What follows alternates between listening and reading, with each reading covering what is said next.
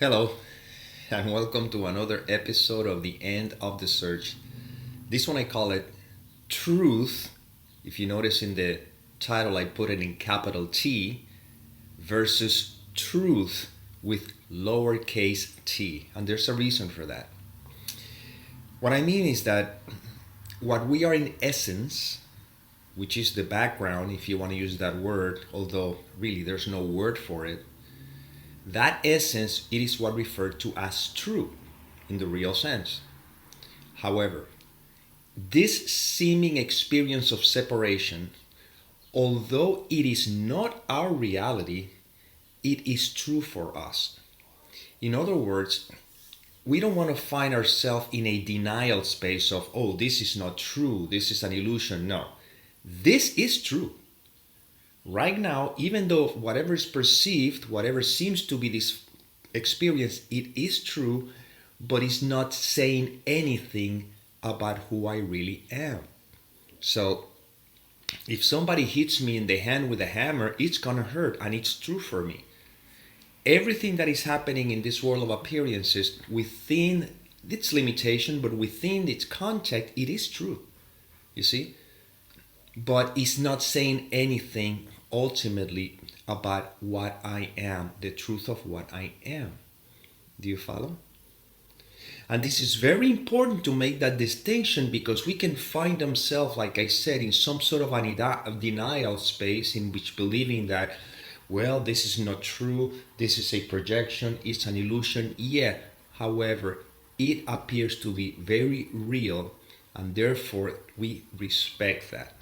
When you're sleeping and you're dreaming, the dream, even though it's unreal in every sense of the word, it seemed very real for the dreamer who's identified with the dream. And in the case of the dreaming at night, the monster in the dream cannot come out of the dream and hurt the one in bed dreaming. That's a fact. However, the psychological fear of believing in the dream can have an effect on the body. The body's shivering, you might find yourself screaming or so, you see? But it cannot hurt you in a sense that cannot come out of the dream. Well, in this particular world of appearances, it seems as though we can get hurt by the images, or say by the experience here. And we can experience the physical hurt and the psychological hurt. However, in spite of what may be taking place in this seeming appearance, the fact is that what we are is beyond this seen world of appearances. And this is the truth, capital T, I am referring to. Now, how do we live in this world with a mind that is not of it? Well, it's not about denying, it's about knowing the truth of what I am through not believing the content of the mind. In other words, it's not that I personally know who I am necessarily, but by not believing the content of the mind, I am resting in the I am that I'm pointing to. See, when people are so concerned about their life story, so to speak, is because their mind is putting the attention in the content of the mind, which seems as if though the attention is outward, but there's no outward or inward. It's just a way of saying. When they believe so much the content of the mind, they're overlooking what they are. And then some people will come into what is referred to as escapism. The way they escape is they try to shift one thought for another. Do you follow? Here, we're not inviting to escape. We're inviting you to rest in what is true. What do I mean by that?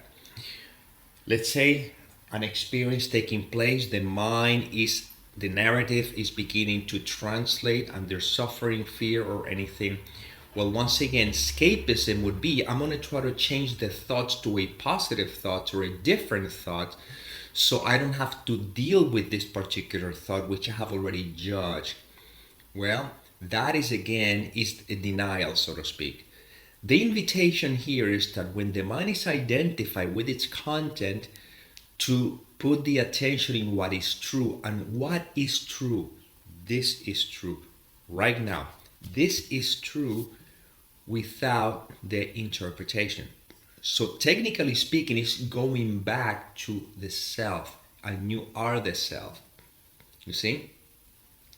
Right now, let's put it to the test to you see that this is not theoretical, this is not esoteric. Whatever may be taking place in your present experience, which I am not discredited or not, I'm respecting it. But again, this is an invitation. It's up to you if you want to take on this invitation right now. Whatever may be taking place in your life, if you're concerned or fearful about it, it's only because you are identified with the mind's interpretation. That's it. There's no other reason. It's not because of what is happening or seems to be happening. It's because you're identified with the mind's interpretation.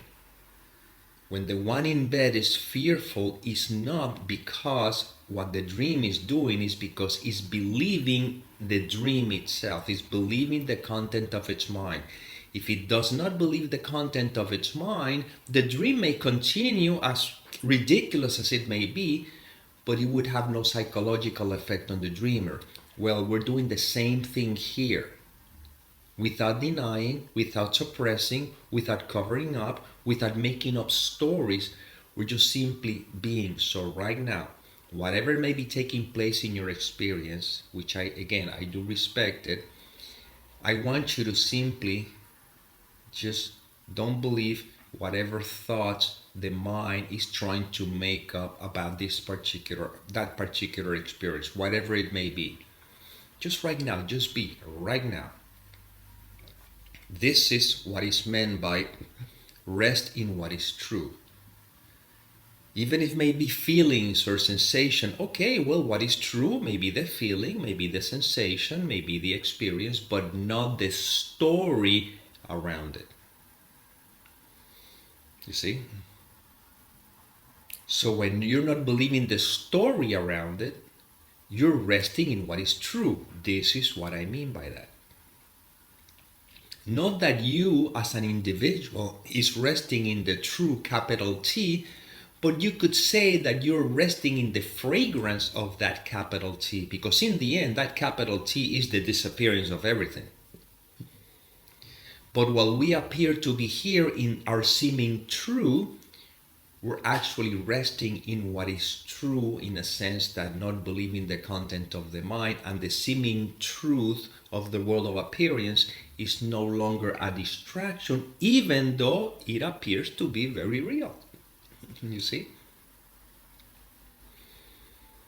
If a dog is going after me, I can run away because, it seems to be true for me, but I can run away with the mind panicking of what the dog may do to me, or I can run away without believing the content of the mind and just simply being with what is true. And what is true is right now one leg after the other one going really fast. Do you follow? So when you know the fact that you are, it's not that you will not have the experiences that life will present, it's that you will live them differently without the suffering. It's just an appearance. And whatever is happening is what's happening. And when the mind begins to conjure up a story around it, there's a part of you, there's a knowing that this is just a thought, means nothing.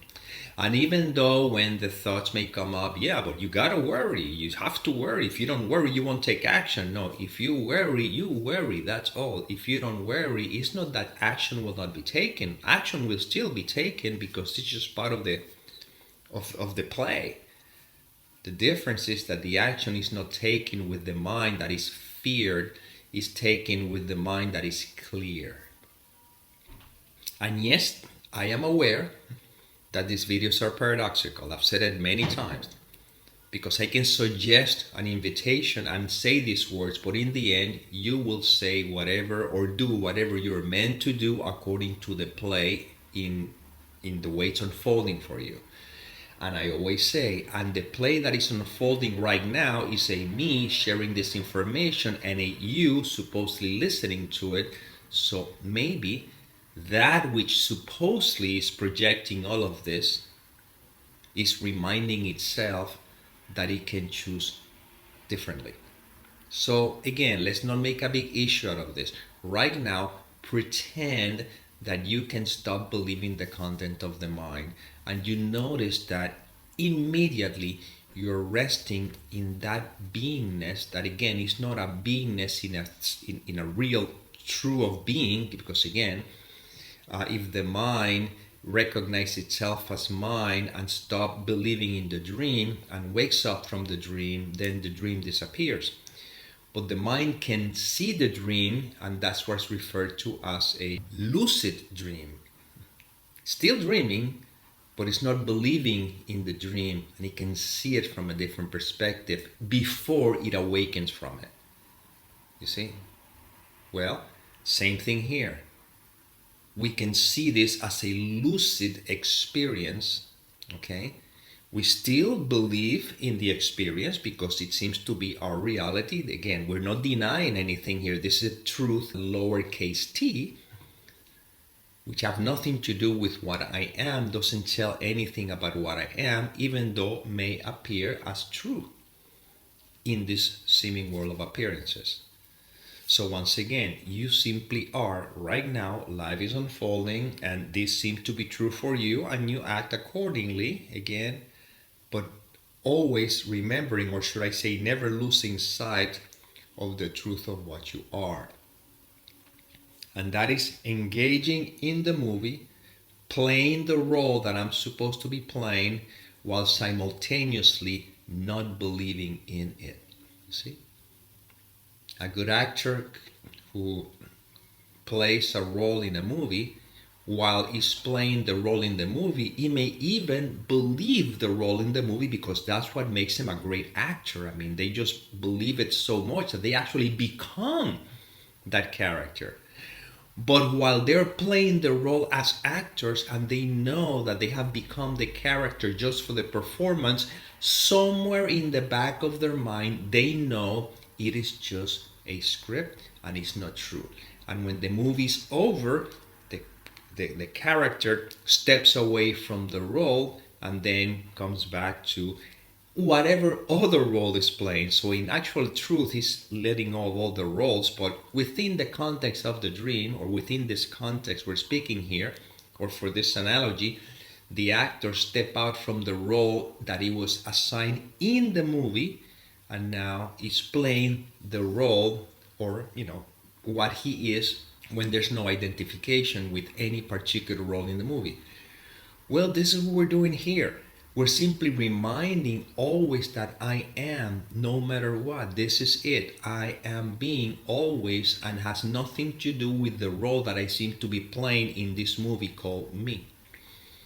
Am I this person, Nick Arandes, who's making a video and everything? Well, this is what appears to be on the surface, and I am playing the role, that's fine. But yet, I know, or should I say, and yet I know that this has nothing to do with what I am.